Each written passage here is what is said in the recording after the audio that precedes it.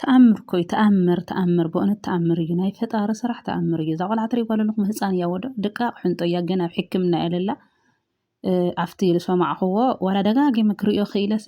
ሕሸት እዩ ገለ ናበልኩ ማለት እዩ ግን ሕሸት ኣይኮነን ሓቂ ኮይኑ እዛ ቆልዓ ገና ህፃን እያ ሰሙና ትገብር እያ ዝተወለደቶ ኣብዚ ዝረአኽዎ ክንደይ መዓልቲ ከም ዝገበረ ኣብቲ ናይ እንታይ እዩ ስሙ ሪእዮ እኒአኹ 5 መዓልቲ እዩ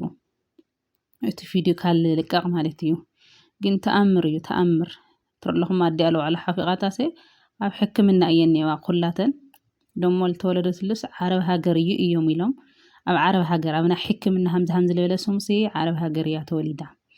በርግፅታ ግን ዜግነተን ኣዕራብ የመስላይ ናይ ካሊእ ታይስሙ ዜግነት ዘለወን እየን መስላ ኣብቲ መልክዕን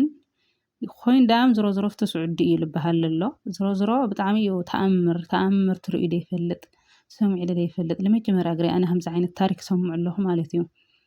ልክ ሓደ ብዙሕ ታሪክ እኒኦ ገለ ልበሃልስ ሓቂ እዩ እና እዛ ቆልዓ ገና ትፍለያ ገና ደቃቕ እያ ብጣዕሚ እያ ህፃን እያ ከም ትሪእዋ ዘለኹም ገና ህፃን እያ ግን ጨጉራ ርእይዎ ክነውሕ ተኣምር ብጣዕሚ እዩ ነዊሕ ግን ብጣዕሚ ቆንጆ ከዓ እቲ ጨጉሩ ሲ እንድዒ ኣነ ልባዕለይስ ደጋጊመ ሪአ ነይረ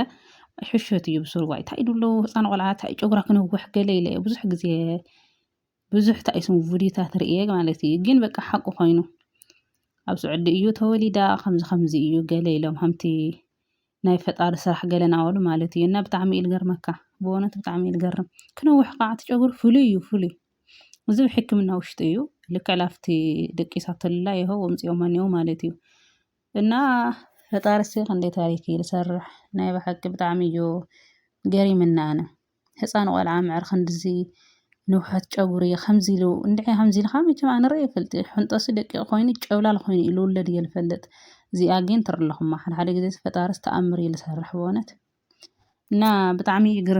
ገርሚልና ኣነ ንባዕለይ ከምዚ ዓይነት ብምርኣየሲ ደሞ ልሑም ብጣዕሚ እዩ ልሑም ብጣዕሚ ቆንጆ እቲ ታይስሙ እቲ ጨጉራ ማለት እዩ እና ፈጣሪሲ ክንደይ ነገር እዩ ዝፈጥር ታሪክ እዩ ታሪክ ብእውነት እና ናዚኣለስ ብጣዕሚ እዩ ግርታልኣቲ ክነውሕ